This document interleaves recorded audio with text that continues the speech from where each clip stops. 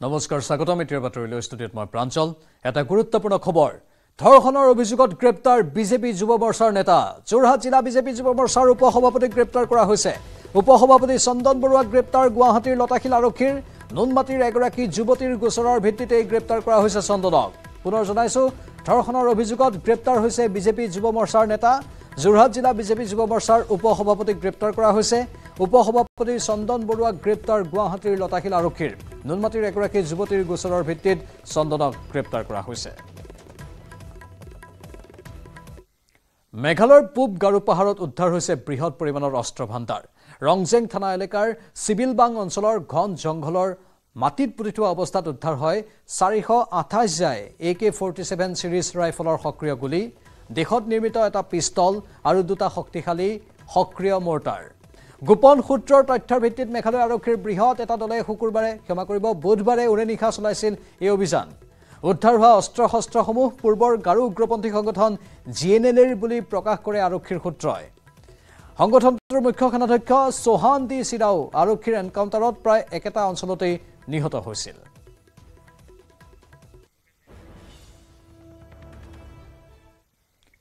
এতিয়াৰ পৰা আপুনি মোবাইল অথবা কম্পিউটাৰত অসমীয়া লিখিবলৈ টাইপ নকৰিলেও হ'ব মুখেৰে কৈ থাকিলে স্বয়ংক্ৰিয়ভাৱে লিখা যাব অসমীয়া ইন্দ্ৰনীল তালুকদাৰ আৰু কাব্যনীল তালুকদাৰ নামৰ ভাতৃদ্বয়ৰ প্ৰচেষ্টাত মুকলি কৰা হ'ল আখৰ আৰ্টিফিচিয়েল ইন্টেলিজেন্স নামৰ টাইপিং সফটৱেৰ ChatGPTক প্ৰত্যাহ্বান জনাই অসমীয়া যুৱকৰ নতুন টাইপিং সফটৱেৰ এতিয়াৰে পৰা যিকোনো বিষয়ে অসমীয়াত লিখিবলৈ হলে মোবাইল অথবা কম্পিউটাৰত টাইপ নকৰিলেও হ'ব মুখেৰে কৈ গলেই স্বয়ংক্ৰিয়ভাৱে মোবাইল অথবা কম্পিউটাৰত হ'ব টাইপ অ আখৰ AI আমাৰ ভাষা আমাৰ প্ৰাণ আমাৰ ভাষা আমাৰ প্ৰাণ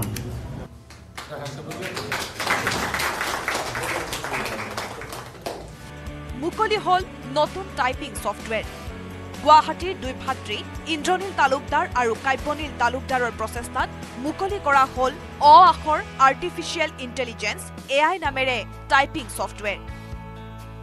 আখৰ AI সহজতে অসমীয়া কন্টেন্ট ক্ৰিয়েট কৰিব পৰা এটা এপ্লিকেশন হয় আৰ্টিফিচিয়েল ইন্টেলিজেন্স ব্যৱহাৰ কৰি কৈ থাকিলে অসমীয়া লিখি থাকে সফটৱেৰ আমাৰ সফটৱেৰটোৱে তেনেকুৱা এটা সিস্টেম ডেভেলপ কৰা হৈছে অসমীয়া লিখোতে বহুতে বানান ভুল কৰে সেই বানানবিলাক আমাৰ সফটৱেৰটোত অটোমেটিক শুদ্ধ হৈ যায় এতিয়া মই যেনেকৈ অসমীয়া কৈ আছো মাইকৰ সন্মুখত এটো যদি আমাৰ এপটো যদি আমি ইনেবল কৰি থওঁ বা অন কৰি থওঁ সেই মই যিখিনি কথা কৈছো এই গোটেইখিনি টেক্সট আকাৰে আপুনি পাই যাব মুখেৰে কৈ গলেই স্বয়ংক্ৰিয়ভাৱে এই এপ্লিকেশনৰ জৰিয়তে টাইপ হৈ আহিব 1.6 মিলিয়ন অসমীয়া শব্দ সংযোজন কৰা হৈছে টাইপিং সফটৱেৰত আখৰ AI সফটৱেৰ বিভিন্ন ৱেবছাইটত উপলব্ধ হ'ব গুগলত আখৰ.in চাৰ্চ কৰিব পাৰিব এই সফটৱেৰ মোবাইল ল্যাপটপত ইনষ্টল কৰিব পাৰিব সমগ্ৰ বিশ্বতে আমাৰ ইউজাৰ্স আছে আৰু আমাৰ পেইড ইউজাৰ্সও আছে আসলে এই এপ্লিকেশন এটা সাবস্ক্ৰিপশন বেসড মডেলত চলে অৰ্থাৎ মানুহে যদি কাৰোবাক এমাহৰ বাবে এই এপ্লিকেশনটো লাগে তেও এটা ফি দি পেলাই এটো পাৰচেজ কৰিব পাৰে তেও এমাহৰ কাৰণে এক্সেস পায় আৰু তেনেকৈ আমাৰ লাইসেন্স ইয়াৰলি লাইসেন্সও আছে আৰু লাইফ টাইম লাইসেন্সও ইতিমধ্যে আন্তঃৰাষ্ট্ৰীয় প্ৰেক্ষাপটৰ AI software ChatGPT DeepSeeker Grammarly AI typing পৰ্টেলক অসমৰ অসমীয়া ধ্ৰুপদী ভাষাৰ টাইপিং সফটৱেৰ আখৰ AI জনাইছে প্ৰত্যাহ্বান গুৱাহাটীৰ পৰা ভাস্কৰ জ্যোতি শইকীয়াৰ report news 18 Assam north east মাজুলীৰ পোহাৰদিয়া গাঁৱত গড়ৰ মুক্ত বিচৰণ কেইবাদিনো ধৰি গড়টোৱে পোহাৰদিয়া গাঁৱৰ সমীপত বিচৰণ কৰি আছে গড়ৰ মুক্ত বিচৰণক লৈ আতংকিত হৈ আছে গাঁওবাসী ইতিমধ্যে গড়টোৱে কৃষক ৰাইজৰ বিভিন্ন কৃষি নষ্ট কৰিছে বন বিভাগে নিৰীক্ষণ কৰি আছে যদিও জনাঞ্চলৰ পৰা আঁতৰাই পঠাবলৈ সক্ষম হোৱা নাই সেই গড়টো কালিৰ পৰাই গড়টোৱে তাত অৱস্থান গ্ৰহণ কৰি আছে কিন্তু চাপৰিত থাকে আৰু গধূলি হোৱাৰ লগে লগে এইখিলে আহে আৰু কালিও এইখিনিতে আমি পাইছোঁ আজিও একে সময়তে পাইছোঁ একে ঠাইতে আছে গড়টো আৰু মানুহক কিন্তু অপকাৰ কৰা নাই এতিয়ালৈকে দেই তেওঁলোক আহে কেতিয়াবা ৰাতিপুৱা আহে কেতিয়াবা আবেলি কেতিয়াবা গধূলি সময়তে আহে তাৰপিছত তেওঁলোক যায়গৈ আমি তেনেকৈ গাঁৱৰ মানুহক মানে ধৰি লওক সোনকালে গৰু এৰাল নিদিবৰ কাৰণে আৰু পথাৰৰ পৰা সোনকালে গৰু আল লৈ আহিবৰ কাৰণে আমি জনাইছোঁ আৰু কুঁৱলীত পথাৰলৈ ওলাবৰ কাৰণে মানুহক মানা কৰি ৰাখিছোঁ। বায়ু প্ৰদূষণে ক্ৰমাৎ জটিল পৰিস্থিতিৰ সৃষ্টি কৰিছে গুৱাহাটী মহানগৰী। বায়ু প্ৰদূষণৰ ফলত বৃদ্ধি পাইছে শ্বাস প্ৰশ্বাসজনিত ৰোগৰ। ধোঁৱা আৰু ধূলিৰ ডাঠ আৱৰণে ঢাকিছে গুৱাহাটী মহানগৰী। বৃদ্ধি পাইছে গুৱাহাটীৰ বায়ু প্ৰদূষণৰ AQI মাত্ৰা।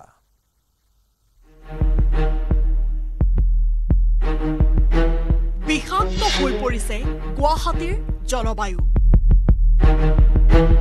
মহানগৰীত উদ্বেগজনক হাৰত বায়ু প্ৰদূষণ। দেশৰ ভিতৰত পঞ্চম প্ৰদূষিত চহৰ গুৱাহাটী মহানগৰী। ৰাজধানী দিল্লী নিচিনাকৈ প্ৰদূষিত চহৰ হ'বলৈ গৈ আছে গুৱাহাটী মহানগৰী। প্ৰত্যেক দিনাখনৰ প্ৰদূষণৰ হাৰ বৃদ্ধি হৈছে গুৱাহাটী মহানগৰীত। মঙলবাৰ দিনটোত দেশৰ ভিতৰতে সৰ্বোচ্চ প্ৰদূষিত চহৰ হিচাপে বিবেচিত হ'ল গুৱাহাটী মহানগৰী। আহাৰ অথবা পুহ মাহ নহয়, পলমকৈ হলেও মাঘ মাহত গুৱাহাটীত নামিল শীত। এটা সপ্তাহ ধৰি গুৱাহাটীত কুঁৱলীয়ে আৱৰি ধৰাৰ ফলত পোহৰলৈ আহিছে উদ্বেগজনক তথ্য। ৰাজধানী দিল্লীকো চেৰ পেলাই গুৱাহাটীৰ গাতে লাগি থকা বৰ্ণিহাট দেশৰ ভিতৰতে প্ৰদূষিত চহৰ হিচাপে চিহ্নিত হৈছে। বৰ্ণিহাটৰ সমান্তৰালকৈ গুৱাহাটী মহানগৰী প্ৰদূষিত চহৰ হিচাপে আছে পঞ্চম স্থানত। মঙলবাৰৰ দিনটোত কেন্দ্ৰীয় প্ৰদূষণ নিয়ন্ত্ৰণ বৰ্ডৰ বায়ুৰ মান সূচাংকত বৰ্ণিহাটে স্পৰ্শ কৰিলে 362 AQI।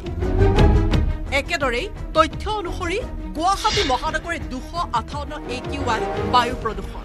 প্ৰদূষিত চহৰৰ ভিতৰত 5 নম্বৰ স্থানত গুৱাহাটীৰ যদিও আহিছে, তাৰ কাৰণে ভয় খাব নালাগে। এইটোৱে কাৰণত যে আমি যদি এইটো যোৱা বছৰ বা তাৰ আগৰ বছৰৰ কথাটো ভাবোঁ, যোৱা বছৰৰ 28 জানুৱাৰী 2024ত আমাৰ গুৱাহাটীৰ এয়াৰ কোৱালিটি ইণ্ডেক্স বায়ুৰ মান সূচাংক আছিলে 298 যোৱা বছৰ। আৰু তাৰ আগৰ বছৰ 2023ত আছিলে 293।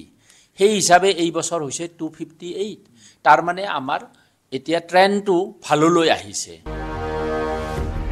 যদিও বা দিল্লীৰ প্ৰদূষণ গেছীয় প্ৰদূষণ, তথাপি দিল্লীৰ প্ৰদূষণৰ মাত্ৰা চুবলৈ গুৱাহাটীৰ আৰু বেছি দিন নাই।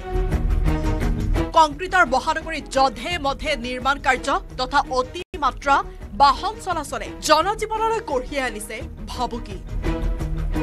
প্ৰদূষণৰ মাত্ৰা বৃদ্ধিৰ লগে লগে শ্বাস প্ৰশ্বাসজনিত তথা ছালৰ সমস্যাত ভুগিছে মহানগৰবাসী। মহানগৰীৰ জনজীৱনলৈ অহা এই ভাবুকি ৰোধ কৰিবলৈ সময় থাকোঁতেই চৰকাৰ অনুষ্ঠান প্ৰতিষ্ঠানক সাৱধানতা ল'বলৈ আহ্বান অসম প্ৰদূষণ নিয়ন্ত্ৰণ পৰিষদৰ মুখ্য অভিযন্তা গকুল ভূঞাৰ। নিৰ্মাণ কাৰ্যৰ কাৰণে আমি কিছুমান এডভাইজৰী আমি অলৰেডি দিছোঁৱে চবকে, যে তেওঁলোকে যাতে ৱাটাৰ পানী ছটিয়াই থাকে, ৱাটাৰ স্প্ৰিংকাৰৰ ব্যৱস্থা কৰে। তাৰ উপৰিও তেওঁলোকে যিবিলাক নিৰ্মাণ কাৰ্যত ব্যৱহাৰ ধূলি, বিশেষকৈ বালি আৰু মানে শিলবিলাক গিট্টিবিলাক যাতে তেওঁলোকে তিৰপালেৰে ঢাকি ৰাখে, এনেকুৱা ব্যৱস্থা বুলি দিয়া হৈছে তেওঁলোকক। কিন্তু এইটো বহু ক্ষেত্ৰত তেওঁলোকে এইটো ঠিকমতে কৰা নাই। তাৰ কাৰণে আৰু আমি ব্যৱস্থা ল'ব লাগিব। উল্লেখ্য যে মহানগৰীৰ এই প্ৰদূষণৰ মাত্ৰা ৰোধ কৰিবলৈ তাৎক্ষণিকভাৱে কৃত্ৰিম বাহন যোগে স্থানে স্থানে পানী দিবলৈ পৰামৰ্শ প্ৰদূষণ নিয়ন্ত্ৰণ বৰ্ডৰ। একেদৰে দীঘলীয়া সময়ৰ বাবে অধিক গছ-গছনি ৰোপণ কৰাৰ পৰামৰ্শ। হীৰকজ্যোতি মালাকাৰৰ report, news 18 Assam north east.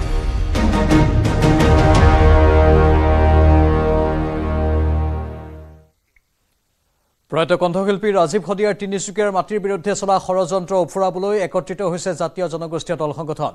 আজি জিলা আয়ুক্ত আৰু জিলা আৰক্ষী অধীক্ষকক সাক্ষাৎ কৰি দল সংগঠনসমূহে যৌথভাৱে প্ৰদান কৰে স্মাৰক পত্ৰ। ৰাজীৱ হদিয়াৰ তিনিচুকীয়া গেলাপুখুৰীস্থিত মাটি ষড়যন্ত্ৰমূলকভাৱে বহিৰাগত বনিয়া আনন্দ ৰাচিবাচিয়া আৰু বেংক পৰিচালক অমিত ঝাই ঋণ লৈ পলায়ন কৰাৰ পিছতে বেংকে ৰাজীৱ হদিয়াৰ মাটি টুকুৰা নিজৰ দখললৈ নিবলৈ যোজা চলাইছিল। ৰাজীৱ হদিয়াৰ মৃত্যুৰ পিছতে পৰিয়াললৈ অহা এই ধুমুহাৰ পিছতে সৰব হৈ পৰিছে দল সংগঠন। আজি বিভিন্ন জাতীয় জনগোষ্ঠীয় দল সংগঠনৰ নেতৃবৃন্দ একত্ৰিত হৈ তিনিচুকীয়া জিলা আয়ুক্ত আৰু তিনিচুকীয়া আৰক্ষী অধীক্ষকক লগ ধৰি সমগ্ৰ বিষয়টো অৱগত কৰাৰ লগতে বিষয়টো লৈ এখন স্মাৰক পত্ৰ প্ৰদান কৰি ষড়যন্ত্ৰকাৰীৰ বিৰুদ্ধে বিহিত ব্যৱস্থা ল'বলৈ দাবী জনায়। আয়ুক্ত মহোদয়ে ইতিমধ্যে আমাক জনাইছে আলোচনাৰ সময়ত আমাক জনাইছে যে তাৎক্ষণিকভাৱে তেওঁলোকে এটা মেজিষ্ট্ৰেট লেভেলৰ এটা এনকুৱাৰী তেওঁলোকে দিব আৰু আজিয়ে তেওঁলোকে এই গোটেই বিষয়টো পুংখানুপুংখভাৱে তদন্ত নোহোৱালৈকে পঞ্জাৱ নেশ্যনেল বেংকক এই কেছটো স্থগিত ৰাখিবৰ কাৰণে তেওঁলোকে ইতিমধ্যে তেওঁলোকলৈ এখন পত্ৰ প্ৰেৰণ কৰিম বুলি আমাক জনাইছে। আজি যে ইমান বছৰ ধৰি কেছটো পেলাই থ'লে একো তদন্ত নকৰাকৈ সদৰ থানাৰ OCয়ে তেখেতকো আমি সমূহ দল সংগঠনৰ সকলোৱে আমি তেখেতকো তদন্ত আওতালৈ আনিবৰ কাৰণে আমি জিলা উপায়ুক্ত আমাৰ সকলো দল সংগঠনে আমি আহ্বান জনাইছোঁ। আৰু আমি জানিবলৈ পাৰিছিলোঁ যে দুজন বহিৰাগত বনিয়াই আচলতে এজন আনন্দ ৰাশিবাসীয়া আৰু এজন বেংকৰ প্ৰবন্ধক সেই সময়ৰ অৰিয়েণ্টেল বেংক অফ কমাৰ্চ এতিয়া যিটো পাঞ্জাৱ নেশ্যনেল বেংকৰ সেই অমিত কুমাৰ ঝাই আচলতে বিভিন্ন জালিয়াতিৰে এই মাটি টুকুৰা আচলতে বিভিন্ন নথি পত্ৰৰ সহায়ত ভুৱা নথি পত্ৰৰ সহায়ত মনোজ চুতীয়াৰ পৰা মাটিখিনি কাঢ়ি লৈ গৈছিল। চিকিৎসালয়ত থকা দৰৱহে লিখিব লাগিব চিকিৎসকে প্ৰেছক্ৰিপশ্যনত লিখিব নোৱাৰিব চিকিৎসালয়ত নথকা দৰৱ অন্যথা ৰোগী তথা আত্মীয়ই দাখিল কৰিব পাৰিব অভিযোগ 15 ফেব্ৰুৱাৰীৰ পৰা কাৰ্যকৰী হ'ব এই নিয়ম কৰিমগঞ্জত এই ঘোষণা কৰে স্বাস্থ্যমন্ত্ৰী অশোক সিংহলে এই সন্দৰ্ভত শীঘ্ৰে মুকলি কৰি দিয়া হ'ব হেল্পলাইন নম্বৰত অভিযোগ দিব পাৰিব ৰোগী তথা আত্মীয়ই অভিযোগ সত্য হ'লে বিভাগীয় ব্যৱস্থা ল'ব বুলি মন্তব্য কৰে স্বাস্থ্যমন্ত্ৰী অশোক সিংহলে আনহাতে মাৰ্চৰ পৰা হস্পিটেলৰ বিভিন্ন সমস্যা সমাধান হ'ব বুলি মন্তব্য কৰে মন্ত্ৰীগৰাকীয়ে উল্লেখযোগ্য যে আজি শ্ৰীভূমিৰ অসামৰিক চিকিৎসালয়ৰ পৰিদৰ্শনৰ সময়ত এজন ৰোগীয়ে প্ৰেছক্ৰিপশ্যন দেখুৱাই অভিযোগ দিছিল মন্ত্ৰীগৰাকীক।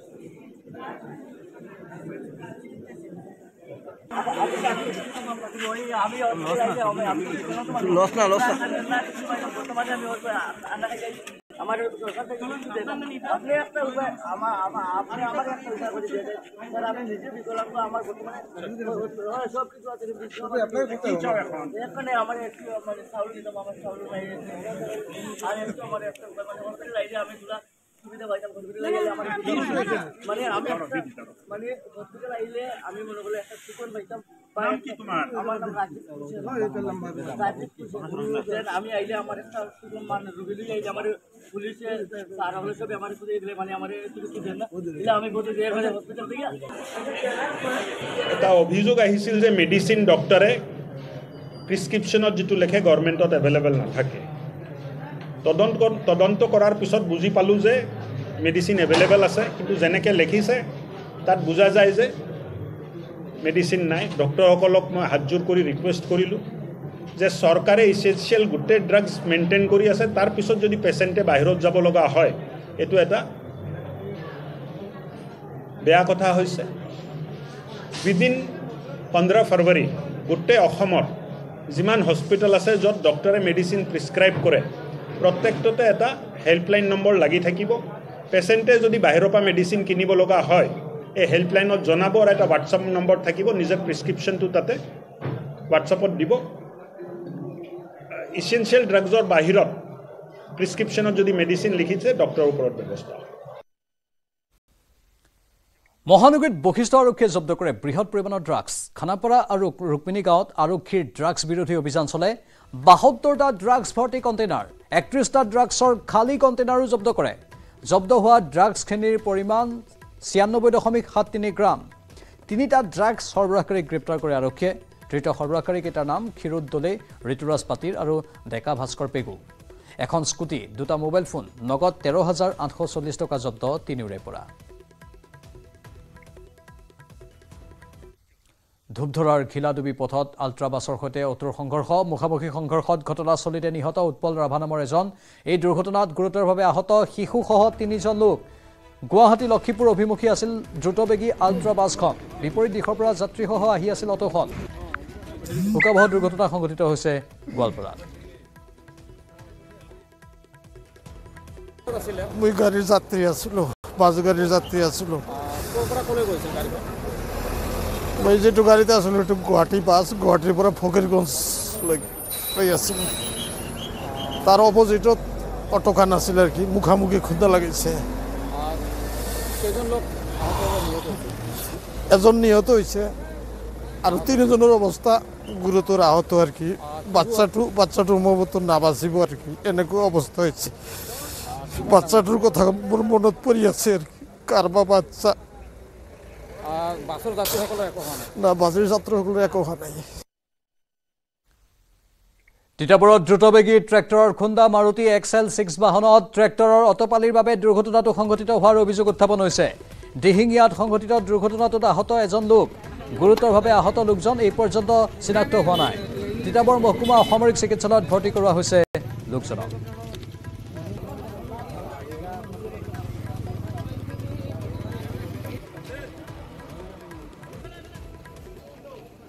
গাড়ীখন আহি আছিলে বুলি কৈ আনিছোঁ কিন্তু চাউণ্ডটো যেতিয়া ধাম কৰিছে তেতিয়া আমি দৌমাৰি আহিছোঁ দৌমাৰি হৈ দেখিছোঁ এয়া পৰি আছে তাৰপৰা যিজন মানুহ আছিলে তেওঁক আমি উদ্ধাৰ কৰিছোঁ টানি উলিয়ালোঁ এজন দুজন আছে বুলি কৈছিলে কিন্তু ইজন আমি পোৱা আগতেই তেওঁ ওলালে নেকি এতিয়ালৈ গম পোৱা নাই ক'পা কলকে আহি আছিলে গাড়ীখন বাকী তিতাবৰ পৰা আহি আছিলে বহুলা ৰোডত বহুলালৈ যোৱা কথা আছিলে নেকি সম্ভৱ নাপালোঁ নহয় মানুহজন ৰখাই থোৱা নহয় ই কোৱা মতে ট্ৰেক্টৰখন ব্ৰেক কৰি ওলাইছিলে আৰু এইজনটো মেইন ৰোডত আহি আছে স্পীড আছিলে চাগে স্পীড থাকিবই কাৰণ খালী ৰাস্তা এইটো কোম্পানী হয় ৰাস্তা বনোৱা ট্ৰেক্টৰ ই ব্ৰেক কৰি সম্ভৱ ওলাইছিলে বুলি কোৱা শুনিছোঁ কাৰণ বৰ্তমান এতিয়া সুস্থই তেওঁ কথা পাতিব পাৰিছে ঘৰলৈ ফোন কৰিছে বাকী তেওঁক মেডিকেললৈ নিয়া হৈছে কাজিৰঙাৰ পৰ্যটন ইতিহাসত অভিলেখ চলিত 2024-25 বিত্তীয় বৰ্ষত বৰ্তমানলৈ কাজিৰঙা ৰাষ্ট্ৰীয় উদ্যান দৰ্শন কৰিছে 2,90,000 জন পৰ্যটকে ইয়াৰ ভিতৰত আছে 9,500 গৰাকী বিদেশী পৰ্যটক 7,40 লাখ টকাৰ ৰাজহেৰে অভিলেখ গঢ়িলে কাজিৰঙা ৰাষ্ট্ৰীয় উদ্যানে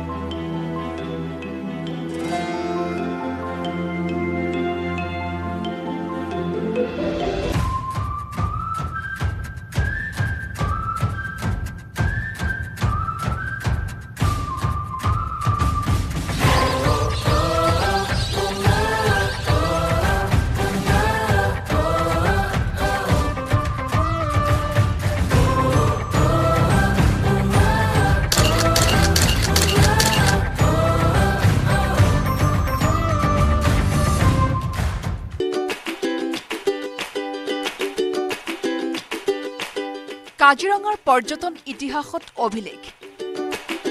কাজিৰঙাৰ বিগ 5 আকৰ্ষণ কৰিছে বিদেশী পৰ্যটকক গড় হাতী বাঘ হৰিণা মহ চাবলৈ পৰ্যটকৰ ভিৰ বিশ্ব ঐতিহ্য ক্ষেত্ৰ কাজিৰঙাত পৰ্যটকৰ আগমনে ভংগ কৰিলে সৰ্বকালৰ অভিলেখ চলিত 2024-25 বিত্তীয় বৰ্ষত বৰ্তমানলৈ 2,90,000 জন পৰ্যটকে দৰ্শন কৰিলে বিশ্ব ঐতিহ্য ক্ষেত্ৰ কাজিৰঙা ৰাষ্ট্ৰীয় উদ্যান ইয়াৰে বিদেশী পৰ্যটকৰ সংখ্যা 9,500 গৰাকী এইবাৰ 7,40 লাখ টকাৰ ৰাজহ সংগ্ৰহ কৰিছে বন বিভাগে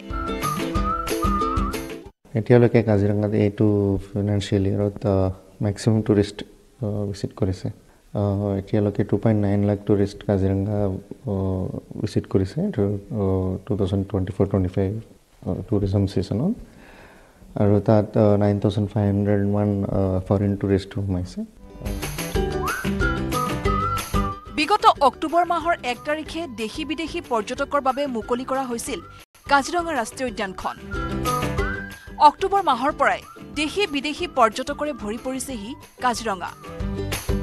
এশিঙীয়া গড়ৰ সমানেই বাঘৰ সুলভ দৰ্শনে এতিয়া অধিক আকৰ্ষিত কৰিছে পৰ্যটকক এইটো আমাৰ এতিয়ালৈকে যেনেকৈ দেখিলে এতিয়া এইটো হাইয়েষ্ট হ'ব পাৰে আৰু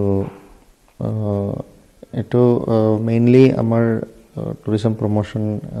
ভালে চলি আছে সেইটো কাৰণে টুৰিষ্টৰ বেছি বাঢ়ি আছে ৰেভিনিউ চাক কিমান জেনেৰেট হৈছে ৰেভিনিউ আমাৰ এইটো financial year 7.4 crore revenue generate হৈছে সো এইটো সৰ্বকালৰ অভিলেখ কাজিৰঙা হয় এইটো কাজিৰঙা টুৰিজমত এইটো হাইয়েষ্ট হয় এতিয়া আনহাতে বিগ ফাইভেও আকৰ্ষণ বৃদ্ধি কৰা কাজিৰঙাত ক্ৰমান্বয়ে বাঢ়িছে পৰ্যটকৰ সংখ্যা কাজিৰঙাৰ পৰা বিতুপন বৰাৰ report news 18 Assam north east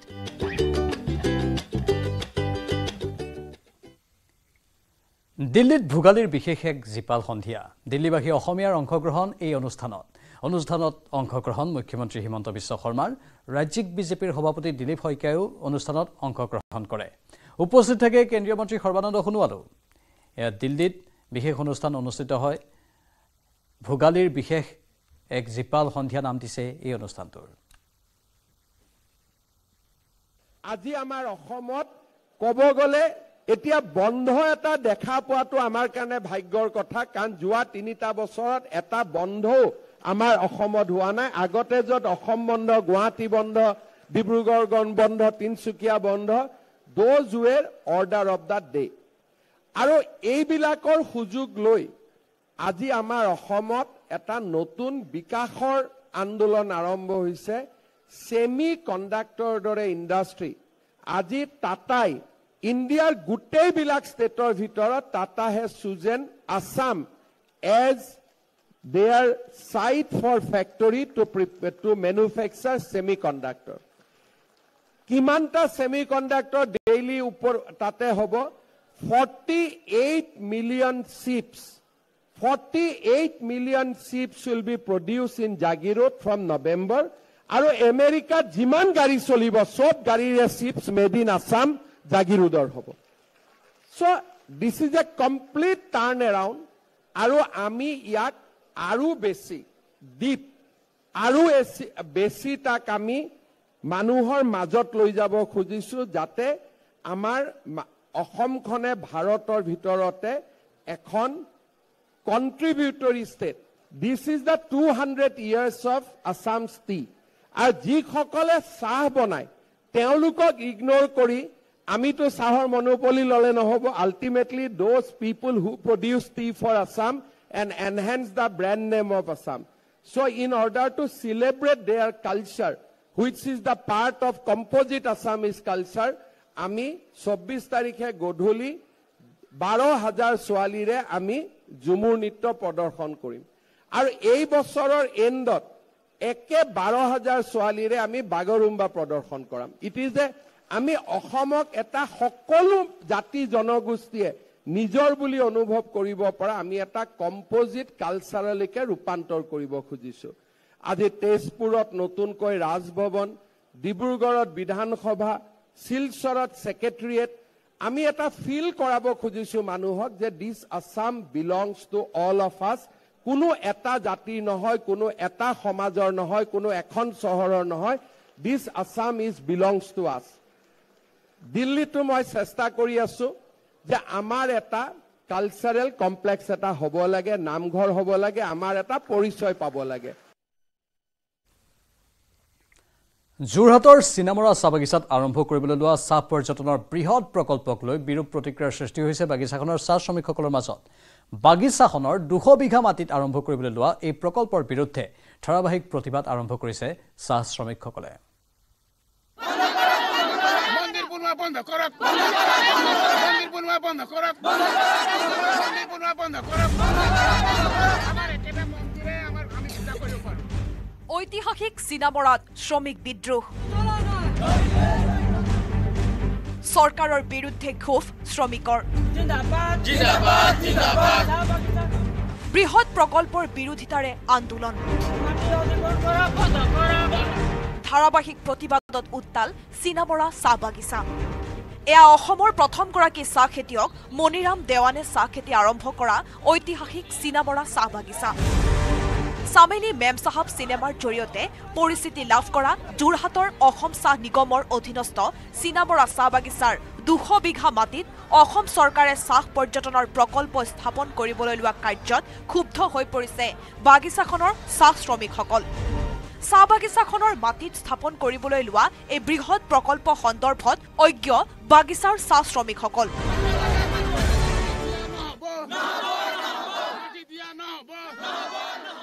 চৰকাৰে আমাক আগৰ পৰা ঠকি আহি আছে 200 বিঘা মাটি লৈছে আমি ভাবিছো যে আমাক লাভ হ'ব বুলি কৈছে আমাৰ লাভ নহয় আমাৰ ক্ষতিহে হ'ব 351 টকা হাজাৰ দিম বুলি হেতু নিদিলে বদলি কাম দিম বুলি হেতু নিদিলে আৰু এৰিয়া যেটো আমাৰ বকিয়া ধন ইয়াত আছে মুখ্যমন্ত্ৰী সহি কৰি দি দিলে অমুক আগষ্টৰ ভিতৰত আমি দিম বুলি দি দিলে কিন্তু হেতু আজিলৈকে নিদিলে আমাৰ ৰাইজে আশা কৰি আছিল এইটো পাব বুলি মুখ্যমন্ত্ৰী যেতিয়া কৈছে কিন্তু হেতু আমি ঠক খালো। শ্ৰমিকসকলৰ মতে দীৰ্ঘদিন ধৰি তেওঁলোকৰ মজুৰি বৃদ্ধি বৃহৎ পৰিমাণৰ বকেয়া আদায়কে ধৰি বহু ক্ষেত্ৰত চৰকাৰে তেওঁলোকক প্ৰবঞ্চনা কৰি আহিছে। চাহ গছ ধ্বংস কৰি এই প্ৰকল্প আৰম্ভ কৰাৰ পিছত কাম হেৰুৱাই সংস্থাপনহীন হৈ পৰাৰ আশংকাত ভুগিছে শ্ৰমিকসকল। চাহ পৰ্যটন প্ৰকল্প সন্দৰ্ভত চৰকাৰক সকলো তথ্য স্পষ্ট কৰিবলৈ দাবী জনাইছে শ্ৰমিকসকলে। টুৰিজমৰ নামত চাহ শ্ৰমিকৰ পৰা চাহ শ্ৰমিকে তাত একো পাবলগীয়া নাই যিহেতু তাত পাবলগীয়া একো নাই কাৰণ তেওঁলোকে পেটে লাট মাৰিছে। ইতিমধ্যে অসম চাহ নিগমৰ বাগিচাতে বদলিত লাভ কৰা কামসমূহ বাগিচাত চিকিৎসালয় সেৱা আদি বিভিন্ন ধৰণৰ পাবলগীয়া প্ৰাপ্যসমূহ ইতিমধ্যে বঞ্চিত কৰি ৰাখিছে। সম্পূৰ্ণৰূপে চৰকাৰে এতিয়া আদায় কৰিব পৰা নাই। চৰকাৰে শীঘ্ৰেই এই সন্দৰ্ভত স্থিতি স্পষ্ট নকৰিলে এই প্ৰতিবাদী কাৰ্যসূচী অধিক তীব্ৰতৰ কৰি তোলাৰ হুংকাৰ চাহ শ্ৰমিক তথা সংগঠনৰ।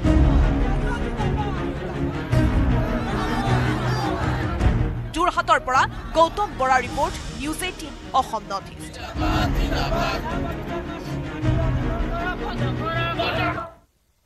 আৰক্ষীৰ হাতত বাহনৰ চাবি পৰিলেই অপৰাধীৰ বাবে আতংকৰ অন্য নাম হ'ব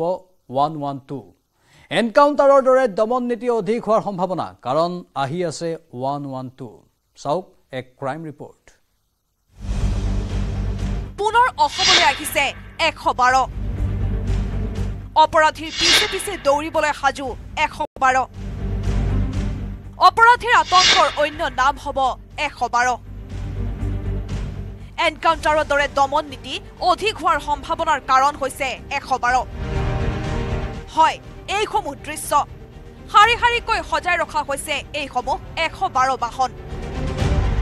অপৰাধ নিৰ্মূল কৰাৰ ক্ষেত্ৰত সাধাৰণ জনতাক সহায়ৰ উদ্দেশ্যে অসম আৰক্ষীৰ পুনৰ সংযোজন হ'ব এইসমূহ 112 বাহন। অসম আৰক্ষীত পুনৰ সংযোজন হ'ব এইসমূহ 112 বাহন। মোৰ হোৱে বাৱে আপোনালোকে দেখিবলৈ সক্ষম হোৱা এইসমূহ বাহন এই মুহূৰ্তত প্ৰায় সাজু কৰি তোলা হৈছে। ৰাজ্যৰ প্ৰতিখন থানাত এইসমূহ বাহন গৈ উপস্থিত হ'ব। তাৰ পিছত সেই এলেকাটোত অপৰাধ নিয়ন্ত্ৰণৰ বাবে নিয়ন্ত্ৰণ হ'ব এইসমূহ বাহন, যাৰ অধীনত সাধাৰণ এজন লোকেই ডাইল 112 কল কৰিলেই এই বাহনৰে গৈ এক প্ৰকাৰ আৰক্ষীয়ে দিব জনসাধাৰণক ৰেছপন্স। গুৱাহাটীত সাজু ইমাৰ্জেঞ্চি ৰেছপন্স ভেহিকেল। ৰাজ্যৰ আৰক্ষী থানাসমূহলৈ যাব 112ৰ ERV বাহন। অসম আৰক্ষীৰ মুখ্য কাৰ্যালয়ৰ নিৰ্দেশনা ওলালেই অচিৰে ৰাজ্যৰ 142খন আৰক্ষী থানালৈ যাব এইসমূহ অত্যাধুনিক 112ৰ বাহন। জনসাধাৰণৰ ইমাৰ্জেঞ্চি ৰেছপন্সৰ বাবে এইসমূহ বাহন এই মুহূৰ্তত প্ৰায় সাজু কৰি ৰখা হৈছে। সাধাৰণ এজন জনতাই ডাইল 112 কৰিলে যিকোনো মুহূৰ্তত অসম আৰক্ষী গৈ উপস্থিত হোৱাৰ এক ধৰণৰ প্ৰচেষ্টা এই মুহূৰ্তত দেখিবলৈ পোৱা যাব। ৰাজ্যৰ প্ৰায় 300খন আৰক্ষী থানালৈ প্ৰেৰণ কৰা হ'ব এইসমূহ 112ৰ ইমাৰ্জেঞ্চি বাহন। কুখ্যাত অপৰাধীক নাকি লগাবলৈ এই অত্যাধুনিক বলেৰ বাহনসমূহত সংযোজন আছে বহু প্ৰযুক্তিৰ ব্যৱস্থা। এতিয়াও গুৱাহাটীকে ধৰি ৰাজ্যৰ থানাই থানাই আছে 112ৰ বাহন। পুনৰ অপৰাধজনিত এলেকাৰ থানালৈ ৰাজ্যৰ গৃহ বিভাগে প্ৰেৰণ কৰিব এইসমূহ ইমাৰ্জেঞ্চি ৰেছপন্স ভেহিকেল। অসম আৰক্ষীৰ পৰিৱৰ্তনৰ ঢৌত আৰু এক নতুন খোজ। ইতিমধ্যে প্ৰায় 300খন ইমাৰ্জেঞ্চি ছাৰ্ভিচৰ বাবে বাহন এই মুহূৰ্তত প্ৰায় সাজু হৈ উঠিছে। ডাইল 112ৰ অধীনত ৰাজ্যৰ প্ৰতিখন আৰক্ষী থানালৈ প্ৰেৰণ কৰা হ'ব এইসমূহ আৰক্ষীৰ বাহন 112লৈ অহা জৰুৰী ফোনৰ উত্তৰ দিবলৈ অচিৰে জনতাৰ কাষ পাব এইসমূহ বাহন পাছে কেতিয়া থানাই থানাই বিতৰণ হ'ব আৰক্ষীৰ এইসমূহ 112 বাহন প্ৰায় 7-8 মাহে গুৱাহাটীত পৰি ৰৈছে এইসমূহ 112 বলেৰ বাহন হয়তো আৰক্ষী থানাসমূহে এই বাহনৰ চাবি লাভ কৰিলেই ৰাজ্যৰ সৈতে সম্পৰ্ক আৰু অপৰাধ নিয়ন্ত্ৰণত সহায় হলহেঁতেন আৰক্ষীৰ গুৱাহাটীৰ পৰা দীপাংকৰ দাসৰ report news 18 Assam north east দেশৰ সৰ্বত্ৰ মহাত্মা গান্ধীক স্মৰণ ৰাজঘাটত পুৱাই দেখিবলৈ পোৱা গ'ল ৰাজনৈতিক নেতা পালি নেতাৰ ভিৰ 1948 চনৰ আজিৰ দিনটোতে মহাত্মা গান্ধীক গুলীয়াই হত্যা কৰিছিল নাথুৰাম গডছে মহাত্মাৰ এই মৃত্যুৰ দিনটোত ৰাষ্ট্ৰপতি প্ৰধানমন্ত্ৰী গৃহমন্ত্ৰীকে ধৰি সকলোৱে ৰাজঘাটত মহাত্মাক জনালে শ্ৰদ্ধা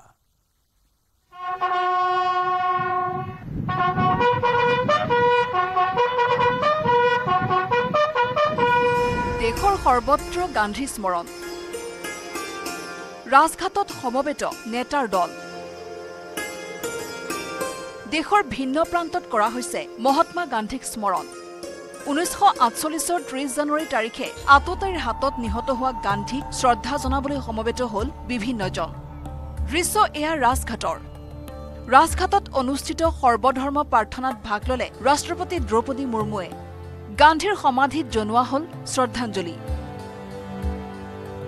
দেশৰ প্ৰধানমন্ত্ৰী নৰেন্দ্ৰ মোদী উপ-ৰাষ্ট্ৰপতি জগদীপ ধনখৰ গৃহমন্ত্ৰী অমিত শাহ প্ৰতিৰক্ষা মন্ত্ৰী ৰাজনাথ সিঙকে প্ৰমুখ্য কৰি বিভিন্ন ৰাজনীতিকো সমবেত হ'ল এই কাৰ্যসূচীত সামাজিক মাধ্যমতো প্ৰধানমন্ত্ৰী মোদীৰ গান্ধী স্মৰণ ৰাজঘাটত পুষ্পাঞ্জলি অৰ্পণ কৰিলে কংগ্ৰেছ নেতৃত্বয়ো শ্ৰদ্ধাঞ্জলি আগবঢ়ালে মল্লিকাৰ্জুন খৰ্গে ৰাহুল গান্ধীয়েও সামাজিক মাধ্যমত ৰাহুল গান্ধীয়ে ক'লে গান্ধী মাত্ৰ এজন ব্যক্তি নহয় গান্ধী ভাৰতৰ আত্মা শহীদ দিৱসৰ ক্ষণত ভিন্ন প্ৰান্তত বিবিধ আয়োজন ত্ৰিপুৰা ৰাজ্য চৰকাৰে পালন কৰিলে মহাত্মা গান্ধীৰ মৃত্যুবাৰ্ষিকী ৰাজ্যপাল ইন্দ্ৰসেনা ৰেড্ডী নলুৱে গান্ধী প্ৰতিমূৰ্তিৰ তলত মাল্যাৰ্পণ কৰে তেওঁৰ লগত ৰাজ্যিক মন্ত্ৰী শান্তনা চাকমা পশ্চিম জিলা দণ্ডাধীশ বিশাল কুমাৰকে ধৰি বিশিষ্ট ব্যক্তিসকল উপস্থিত থাকে পিছত ৰাজ্যপাল আৰু অন্যান্যই গান্ধী গাৰ্ডৰ শহীদ বেদীত মাল্যাৰ্পণ কৰে पुण्यतिथि के संदर्भ में आम पब्लिक को मैं यही बोलता हूँ कि जो रास्ता महात्मा गांधी जी दिखाए हैं वो रास्ता में चलने के लिए अपन सब प्रयत्न करना ये मेरा भावना है 78 সংখ্যক মৃত্যুবাৰ্ষিকীত মহামানৱক সোঁৱৰণ মহানগৰী ৰাজীৱ ভৱনত অসম প্ৰদেশ কংগ্ৰেছ কমিটিৰ উদ্যোগত অসম ৰাজ্যিক NSUৰ সহযোগত ৰাজীৱ ভৱনত অনুষ্ঠিত হয় এই শ্ৰদ্ধাঞ্জলি অনুষ্ঠান এই অনুষ্ঠানত সৰ্বভাৰতীয় কংগ্ৰেছৰ কেন্দ্ৰীয় নেতা দিগ্বিজয় সিং অসম প্ৰদেশ কংগ্ৰেছৰ সভাপতি ভূপেন বৰাকে ধৰি কংগ্ৰেছৰ শীৰ্ষ বহু নেতা কৰ্মী উপস্থিত থাকে জাতিৰ পিতাক সোঁৱৰণ কৰা হ'ল ভিন্ন প্ৰান্তত আকৌ এবাৰ মনত পেলোৱা হ'ল স্থিতপজ্ঞ সত্তাৰ সুকীয়া ব্যক্তিত্ব bureau' report news 18 Assam north east উত্তৰাখণ্ডত অনুষ্ঠিত নেশ্যনেল গেমছত অসমৰ এটা পদক লাভ উচুকা চানমা ব্ৰহ্মই লাভ কৰে ৰূপৰ পদক ফুটবলতো জয়েৰে আৰম্ভ কৰিছে অসমে গোৱাক 3-2 গলত পৰাস্ত কৰে অসমে উখৰাং নাৰ্জাৰী বিষ্ণু বৰদলৈ দীপমী ঢাই দিলে এটাকৈ গ'ল 1 ফেব্ৰুৱাৰীত উত্তৰাখণ্ডৰ বিৰুদ্ধে খেলিব অসমে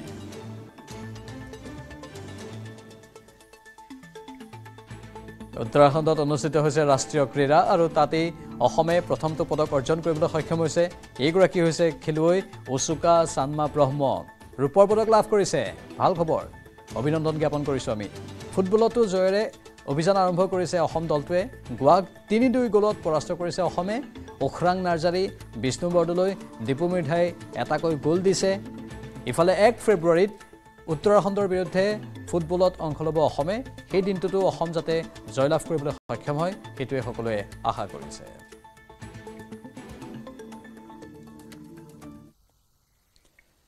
বিশ্বনাথৰ এজন নীৰৱ ভাস্কৰ হীৰেন দাস দীৰ্ঘদিন ধৰি বিশ্বনাথৰ মৰল গাঁৱৰ হীৰেন দাসে নিৰ্মাণ কৰি আহিছে নামঘৰৰ গুৰু আসন যিগৰাকী শিল্পীয়ে তৈয়াৰ কৰা গুৰু আসন বিশ্বনাথ চাৰিআলিৰ লগতে ৰাজ্যৰ বিভিন্ন প্ৰান্তলৈ নিছে ধৰ্মপ্ৰাণ ৰাইজে শুকান কাঠৰ টুকুৰাত অপূৰ্ব ভাস্কৰ্যৰে প্ৰাণ ঢালি দিয়া হীৰেন দাসে চিত্ৰ অংকনতো জড়িত হৈ আহিছে ইতিমধ্যে কেইবাখনো গুৰু আসন তৈয়াৰ কৰিছে ভাস্কৰ্য শিল্পী হীৰেন দাসে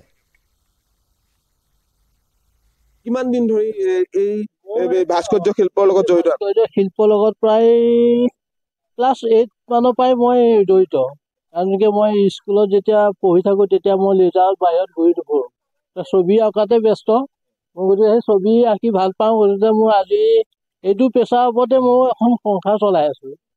গতিকে মই আজি যিখিনি কাম কৰিছোঁ, আজি ৰাইজে খুব আদৰ গ্ৰহণ কৰে। এনেকৈ মই কামবিলাক কৰিলে মই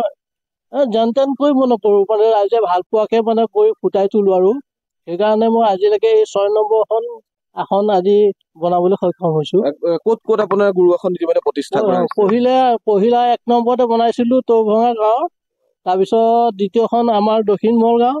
তৃতীয়খন বিশ্বনাথ চাৰিআলি দগাঁও, তাৰপিছত আহিলে আমাৰ চতিয়া মেটেয়া গাঁও, এই 6 নম্বৰখন এই দক্ষিণ ভিৰ গাঁও। আৰু অকল এই গুৰু আসনে তৈয়াৰ কৰে নে আন কিবা আৰু কৰে? মই যিবিলাক শিল্পজ যিখিনি কাম মই আমাৰ চাৰিআলি বিশ্বনাথ কলেজৰ যেতিয়া 2018 চনত হেৰি পাতিছিল শিল্পী দিৱস, তাত সম্পূৰ্ণখিনি ডেকৰেশ্যন মই কৰিছিলোঁ। তেতিয়া পৰাই বুলি আমাৰ বিশ্বনাথ চাৰিআলি আছু সন্থাই দুৰ্গা পূজাই হওক বাকী অন্যান্য ডেকৰেশ্যন ক্ষেত্ৰতে হওক মই কামখিনি কৰি আহিছোঁ। আৰু গতিকে আমাৰ ইয়াত আমাৰ মহলগাঁৱত যিখন ৰাস হয়, সেইখন ৰাসত সম্পূৰ্ণ ছেটিংছৰ কাম ময়ো পাওঁ। প্ৰায়খিনি বহুত জেগাতো মই ছেটিংছৰ কামত যাওঁ। গতিকে আৰু এইটো বুলিয়ে নহয়, মই হাতত যিখিনি কাম এতিয়া প্ৰায়খিনি কামেই এতিয়া স্কুলবিলাকৰ গুণোৎসৱ হৈছে, স্কুলবিলাকতো মই আৰ্টৰ কাম কৰোঁ। তাৰপিছত জেজেএমত যিখিনি চাইনবোৰ্ড হওক বা ৱাল লাইটিং হওক, সেইখিনি প্ৰায় বহুত জেগাতে কৰি আহিছোঁ। বৰ্তমান এতিয়াও ফোনাফোনি হৈ আছে কামখিনি কৰিব লাগে। গুৰু আসন যে তৈয়াৰ কৰিছে, কেনেকুৱা ধৰণে তৈয়াৰ কৰা হৈছে? এয়া গুৰু আসন যেতিয়া মই তৈয়াৰ কৰোঁ, ৰাইজে মাতি নি পেলাই ৰাইজৰ লগত বন্দবস্ত হয়। আৰু কাঠৰ ক্ষেত্ৰত যদি ৰাইজে কাঠ দিয়ে, কাঠটো লৈ পেলাই মই নিজে এইখিনি কটা কুটা কৰি সম্পূৰ্ণ হিচাপে মই তৈয়াৰ কৰোঁ। তাৰ বিনিময়ত মই যিটো মেকিং চাৰ্জ হয়, মেকিং চাৰ্জটো লওঁ। নহ'লে যদি কাঠৰ সহায় দিবলগীয়া হয়, তেতিয়া সম্পূৰ্ণ যিটো চাৰ্জ হয় সেইটো চাৰ্জ লওঁ।